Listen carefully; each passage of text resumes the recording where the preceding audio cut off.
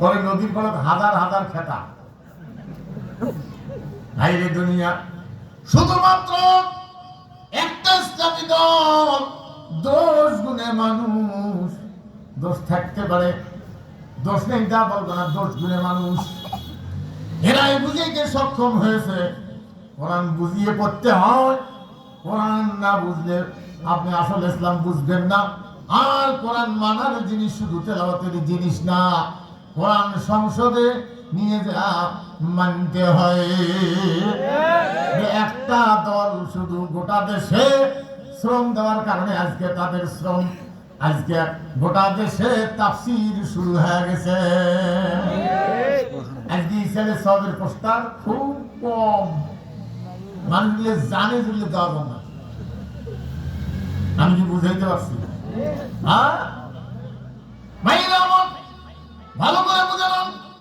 বেশিরভাগ বিশ্বাস মানা যায় বাস লাইনের ধারত, রেল লাইনের ধারত তিন মরে না, মানে জানে যে মোর কব্বরের কাছে রেল লাইন দাঁড়ায় না, যে তুই ওই থাক, মোর দরকার নেই।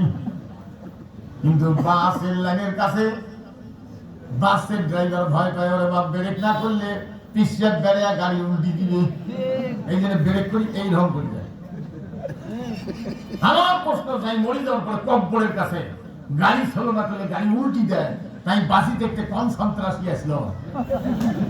মরার পরে যার কব্বরের কাছে গাড়ি চলো না করলে গাড়ি উল্টি দেয়।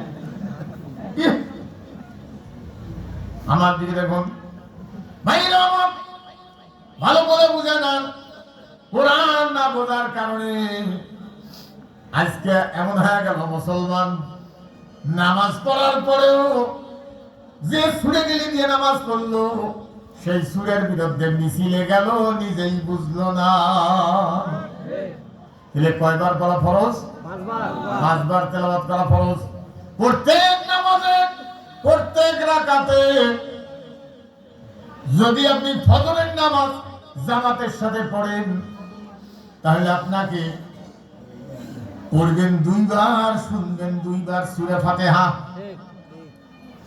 আর যদি আপনি জামাত না পান কোনো কারণে, ঘরে পড়েন, বাইরে পড়েন, মসজিদে পড়েন, কোনো কারণে জামাতে না পড়েন, পাইলেন না করতে, তাহলে আপনাকে সূরা ফাতিহা তেলাওয়াত করতে হবে কয়বার?